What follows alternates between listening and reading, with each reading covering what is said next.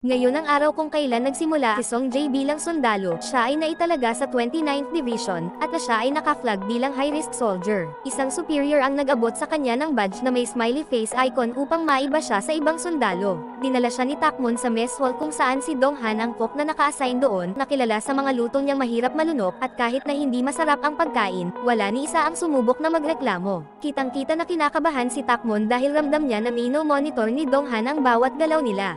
Binalaan niya si Song Jae na kontrolin ang kanyang facial expressions habang kumakain. Hanggang matikman niya ang mashed potatoes na luto ni Donghan, sobrang alat nito hindi niya mapigilan ang sarili para hindi magsuka. Hindi niya sinasadyang nasabi na sobrang alat ng luto ni Donghan. Kaya nagalit si Donghan nang marinig ito. Makalipas ang ilang sandali, si Master Sergeant Wang gumawa ng desisyon, ililipat si Song Jae sa kusina upang maging cook. Sa sandaling iyon, may lumitaw na notification screen sa harap ni Song Jae na mula sa araw na iyon, ang kanyang ultimate goal ay maging isang legendary chef. Dumiretso si Song Jae sa kusina upang simulan ang kanyang duty, at inutusan siyang ayusin ang mga ingredients sa storage room. Sa storage room, natuklasan ni Song Jae ang mga sangkap na matagal nang expired, at muling lumitaw ang system at pinakita na na-unlock niya ang dalawang basic skills, ingredient organization at chef's eye. Sa labas, dumating ang food safety inspection team, natuklasan ng team na maraming bahagi ng kusina ang hindi malinis.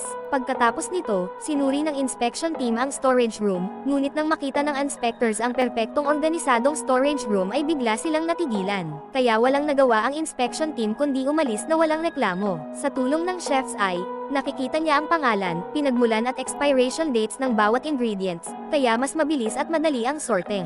Nag-level up si Song Jae at isang golden energy ang bomb alot sa kanyang katawan. Kakaiba ang kanyang kilos, kaya mas lalo siyang kinilala bilang weird ng mga nakapaligid sa kanya. At nang maiwan si Song Jae sa kusina, ginamit niya ang cooking system upang ayusin ang lumang bigas na may amoy gamit ang kaunting suka. Inilagay niya ito sa kaldero at niluto ng maayos hanggang sa bumalik ang kalidad nito. Pagkatapos nito, lumipat si Song Jae sa bean sprout soup na gawa ni Donghan na halos hindi na maayos dahil sa sobrang alat. Agad niyang dinagdagan ito ng tubig upang bawasan ang sobrang alat, at nalagyan ito ng paminta at green chili upang magkaroon ng spicy na lasa. Maya-maya, dumating ang mga sundalo, hinikayat sila ni Park na piliting kumain, at siya mismo ang unang sumubok ng pagkain. Agad siyang nabighani sa lasa ng ulam at dahil sa kanyang reaksyon, sumunod ang iba pang sundalo at nagsimulang kumain.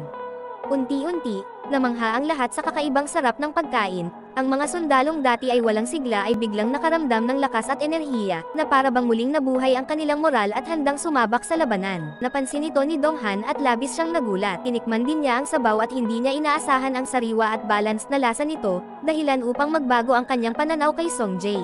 Nang bumaba si Yeren sa cafeteria, nagulat din siya sa kanyang nakita dahil sa unang pagkakataon, naubos ng mga sundalo ang lahat ng pagkain sa kanilang mga tray. Nang matikman niya ang sabaw, agad niyang naunawaan kung bakit ito nagustuhan ng lahat, dahil talagang nagbigay ito ng sigla at lakas sa mga kumain. Lumapit si Donghan kay Yeren upang hilingin na kausapin si Wang at ipaglaban si Song Jae upang hindi ito maalis sa kusina. Dahil papalapit na ang oras ng kanyang system mission, kailangan niyang kumbansihin si Wang upang makapagpatuloy siya, kaya humingi siya ng tulong kay Donghan. Nagdesisyon silang gumawa ng meat cutlet. Nakakuha sila ng pork tenderloin at agad na nagsimulang magluto si Song Jae.